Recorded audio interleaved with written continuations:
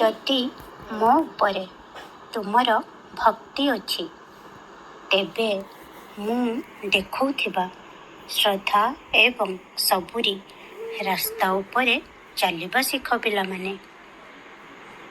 ଜୀବନରେ ଯେତେ ବି ଅସୁବିଧା ଆସୁନା କାହିଁକି, ଧୈର୍ଯ୍ୟହରା ହୁଅ ନାହିଁ। ଯେଉଁ ପିଲାମାନେ ଧୈର୍ଯ୍ୟର ସହ କାମ କରନ୍ତି, ସବୁ ସମସ୍ୟାକୁ ସମ୍ମୁଖୀନ କରନ୍ତି, ସେମାନଙ୍କ ପାଇଁ ଜୀବନରେ ସଫଳତା ନିଶ୍ଚିତ ଅଟେ। କଥାରେ ଅଛି, ଧୀର ପାଣି ପଥର କାଟେ। ଛୋଟ ଉଦାହରଣଟିଏ ଦେଉଛି। ଯଦି ତୁମେ ଗୋଟେ ଗଛ ଉପରେ ଦିନସାରା 50ରୁ 100, 100ରୁ 1000 ଥର ନେଇ ପାଣି ଢାଳିବ, ତେବେ ସେଥିରେ କ'ଣ ଗୋଟେ ଦିନରେ ତୁରନ୍ତ ଫଳ ଆସେ କି? ନୁହେଁ ନା? ସେଇ ଗଛ ଫଳ ସେତେବେଳେ ଦିଏ ଯେତେବେଳେ ଠିକ୍ ସମୟ ଆସେ, ଠିକ୍ ଋତୁ ଆସେ, ଭଗବାନଙ୍କ ନିର୍ଦ୍ଦେଶ ଅନୁସାରେ। ଠିକ୍ ସେହିଭଳି ତୁମର ବି କାମ ମଧ୍ୟ ହୋଇଯିବ ଯେତେବେଳେ ତୁମର ଉଚିତ ସମୟ ଆସିବ। ସେଥିପାଇଁ ଧୈର୍ଯ୍ୟବାନ ହେବା ଏବଂ ଜୀବନରେ ସଠିକ୍ ମାର୍ଗ ଅନୁସରଣ କରିବା ଅତ୍ୟନ୍ତ ଗୁରୁତ୍ୱପୂର୍ଣ୍ଣ।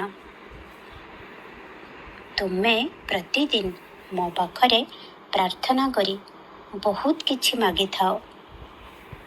ମୁଁ ସବୁ ଶୁଣିଥାଏ ଏବଂ ମୁଁ ମଧ୍ୟ ତୁମକୁ ଅବଶ୍ୟ ସେସବୁ ଦେବି। କିନ୍ତୁ ଯାହା ତୁମ ପାଇଁ ଉଚିତ ହେବ। ମୋ ସମୟକୁ ଅପେକ୍ଷା କର। ତୁମ ପାଇଁ ଯାହା ଠିକ୍ ତାହା ମୁଁ ନିଶ୍ଚିତ ଭାବରେ ଦେବି। ନିଶ୍ଚିନ୍ତ ରୁହ। କିନ୍ତୁ ଗୋଟିଏ କଥା ମନେ ରଖ, ଯଦି ତୁମେ ଆତ୍ମସମର୍ପଣ କର ଏବଂ ମୋ ଉପରେ ସମ୍ପୂର୍ଣ୍ଣ ବିଶ୍ୱାସ ରଖ, ତେବେ ତୁମେ ଯାହା ମାଗିଛ ତାହାଠାରୁ ଅଧିକ ତୁମକୁ ମିଳିବ।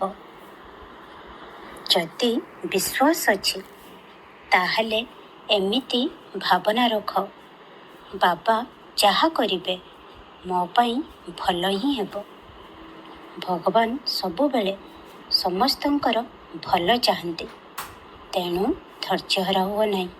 ଅପେକ୍ଷା କର। ଅପେକ୍ଷାର ଫଳ ବହୁତ ମିଠା। ତା ସହ ମୋର ଆଶୀର୍ବାଦ ତୁମ ସହିତ ସର୍ବଦା ଅଛି। ଖୁସିରେ ରୁହ, ଖୁବ୍ ଖୁସିରେ ରୁହ। ଓମ୍ ସାଇ ରାମ, ଜୟ ସାଇ ରାମ।